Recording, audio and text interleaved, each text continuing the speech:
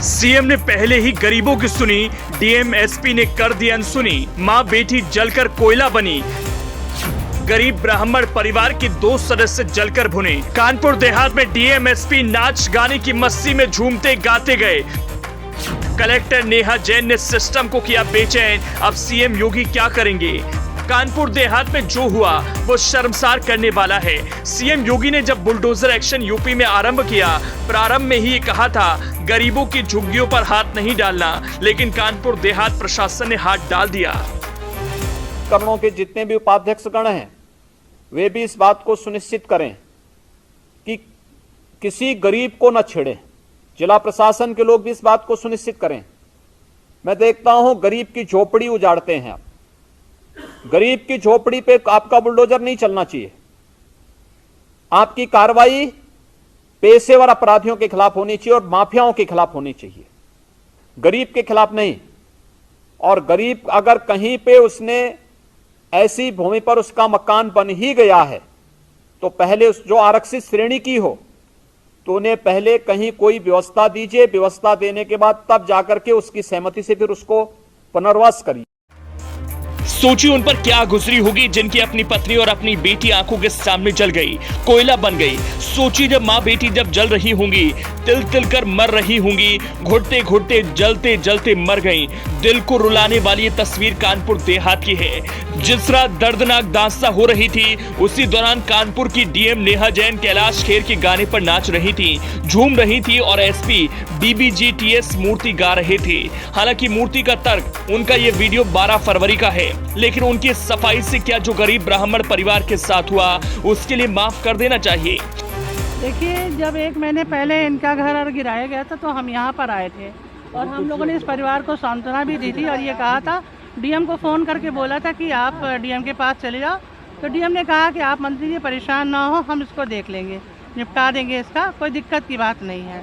जब हमको ऐसा आश्वासन मिल गया उसके बाद फिर हमारे भी टूर लगे थे, हम भी चले गए, हमारे पास भी टाइम नहीं रहा और ये लोग भी हमसे बात नहीं कर पाए। लेकिन हमें मालूम होता है कि इतनी बड़ी दुखद घटना हो जाएगी तो हम अपना स्पेशल इन पर इंटरेस्ट काउंट करके बिल्कुल पूरा ध्यान देते। लेकिन हमने सोचा कि बात आई गई और चली गई, कोई हमारे पास फिर इनकी कोई गुहार मेरे पास नहीं है।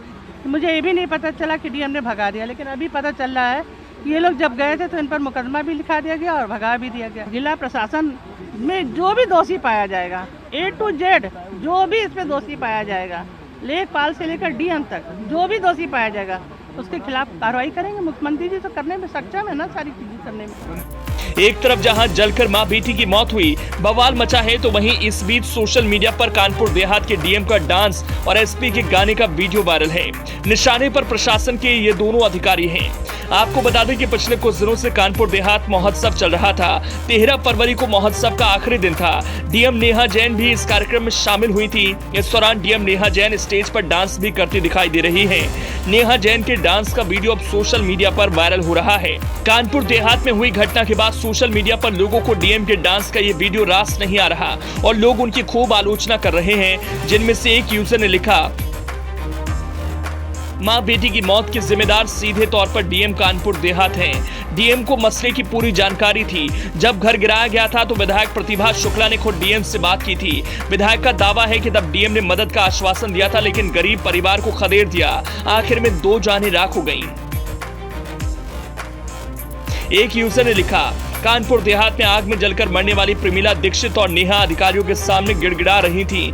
घर मंदिर सब गिरा दिया। अगर कोई मुस्लिम परिवार होता तो क्या ये साहस कर पाते? डीएम मजिस्ट्रेट स्वतः संज्ञान लेते, लेकिन ब्राह्मण थे साहब, कौन सुनेगा? 2 लोगों की जलकर मौत।